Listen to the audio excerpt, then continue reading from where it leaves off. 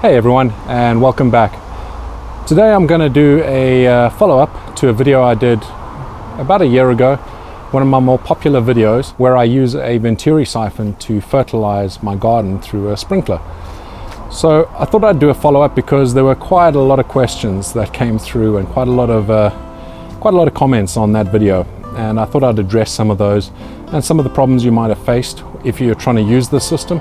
I still use it all the time. It works really well. So you might have some problems, and I'm going to talk you through how to maybe solve some of those.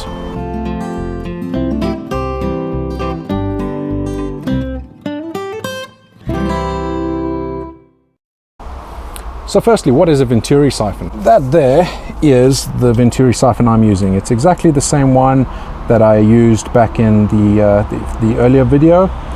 And what it does is, you can see here, it comes in, the water comes through the hose pipe, so it comes through the hose pipe, comes in here, and at this point here it restricts the flow. And what that does is it creates a low pressure, and because of that low pressure over here, where you can see this funnel comes out again, it ends up pulling either air or water. In our case it's liquid and we're using fertilizer, but it pulls through this pipe to continue down there.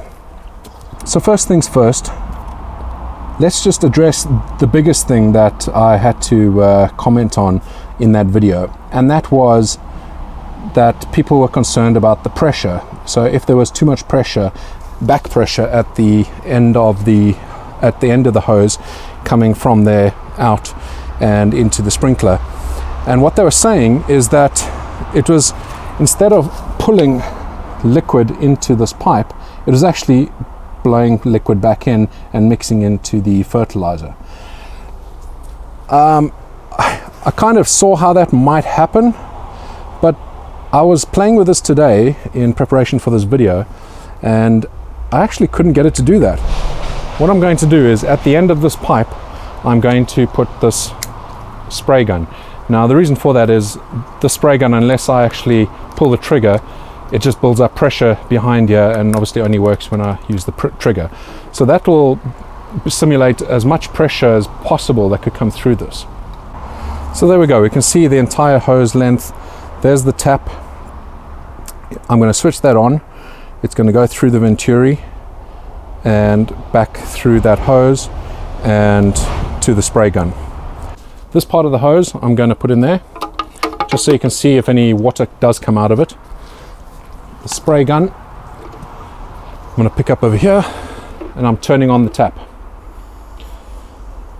Now the tap's on full, and you'll notice there's nothing coming out of here. So just to show that this is working, you can see there's no water coming back through here.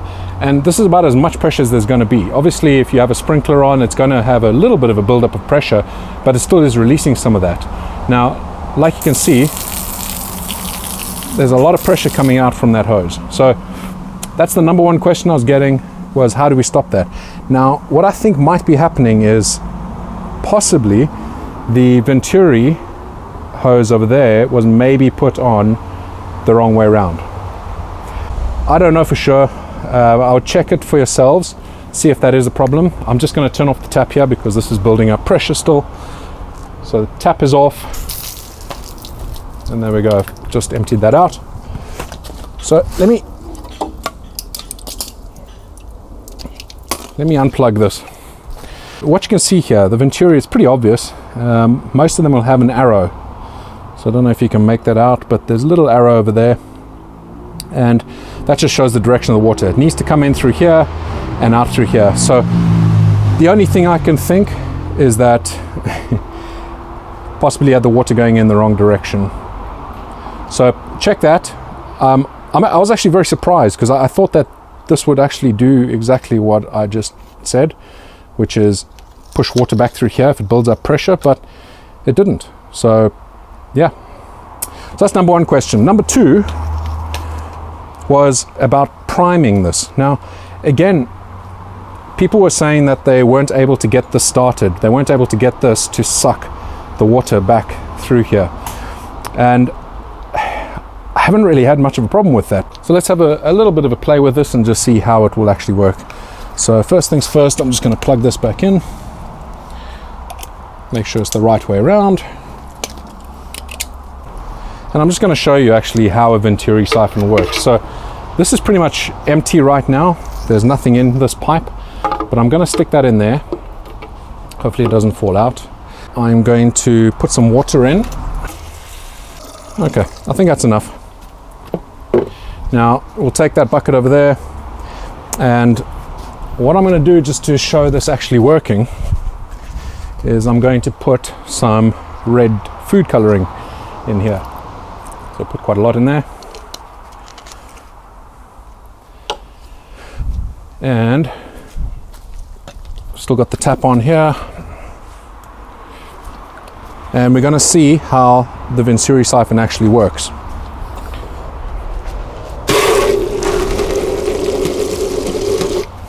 Might help if I put this under the liquid.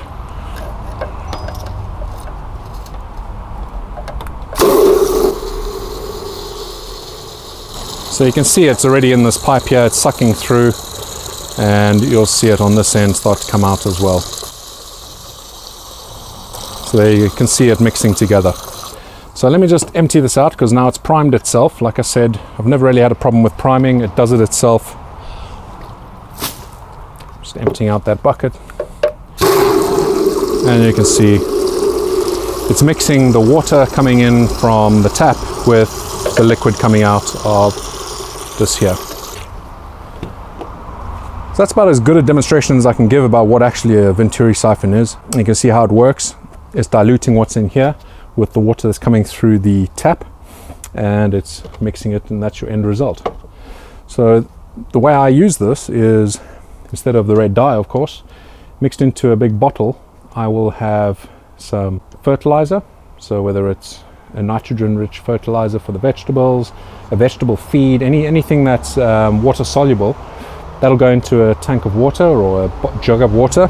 Typically I've used this thing here, which I've just spray painted. It's just a water bottle that I've spray painted, and I've diluted in my fertilizer. The next trick is to figure out how much fertilizer to put in. So let's calculate what the measurement needs to be for the amount of fertilizer you're going to be using. We're going to be doing a little bit of an experiment. So this is a 1 liter jug, and what I'm going to do is I'm going to use this to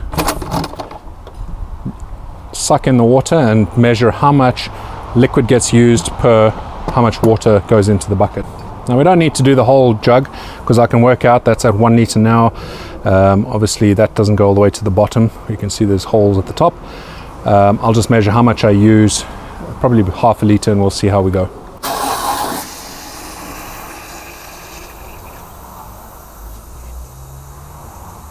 And there we go, we're at half a liter. Now all I need to do is work out how much water is in here, and then we can calculate the ratio. That's 1 liter, 2 liters, 3 liters, 4 liters, and a half. So now it's quite easy to work out. If we consider that with this here, it says that vegetables require 1 capful into 5 liters of water, then it's easy to calculate. So in this instance, we would have used 1 capful pretty much, maybe a little bit less, but because we're using a sprinkler, you're not going to get it directly added to the plants. It's really up to you. But I would use 1 capful for half a liter of this mix. And now bear in mind that that is taking into consideration that that setting over there is on number 5. Now you might not want it to empty as quickly as it emptied here. You might want the mix to be last a bit longer. You know, I'm talking about this mix here. You might want that to last a bit longer, so you can turn that down a little bit.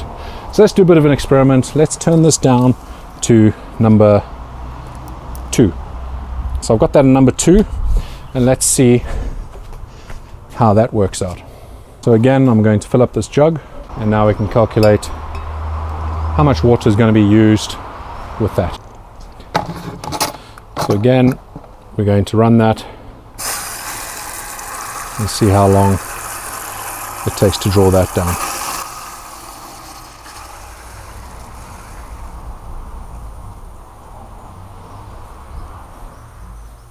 Okay, so we'll just do it to there, and we can see that this has drawn 300 milliliters in that time. So I'm going to empty this out and we're going to work out how much is in this bucket. So 300 milliliters of mix, and we get, so that's 1 liter, 2 liters, 3 liters, and 4 liters, and there's a little bit left in the bucket, so let's say 4.2 liters. So we can see it's almost the same amount of mix was created, but using far less of this jug. So that enables you to then not have to refill this so many times. I wouldn't go too much lower than 2 because you might have some problems with the siphon actually working properly. But with that, if we leave it on 2, then if you're using this specific mix, then if we consider 5 liters of water, we did 4.2 liters of mix. So again, I would say just under a capful for 300 milliliters if you're running that on number 2. But like I said, I will put up on the screen a bit of a chart how you can do the calculations if you have this specific siphon. If you don't have this specific one, then you're going to have to measure this yourself the same way I'm doing it here. So the next thing we need to do is actually show you it working in the garden. So if we consider for that setting being on number 2 and 300 mils, we needed 1 capful roughly.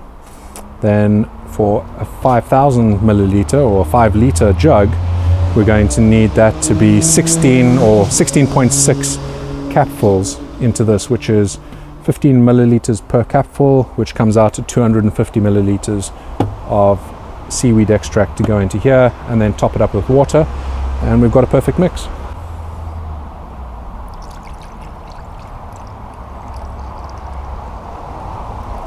So there we go, that is 250 milliliters.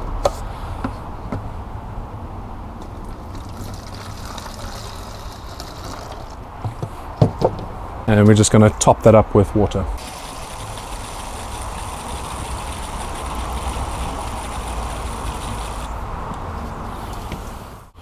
So all I need to do now is to put this onto the actual hose pipe where I have the sprinkler,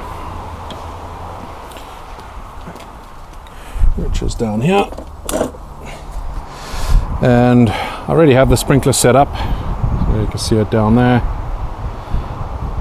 And I will show you it in action. Let's turn that on.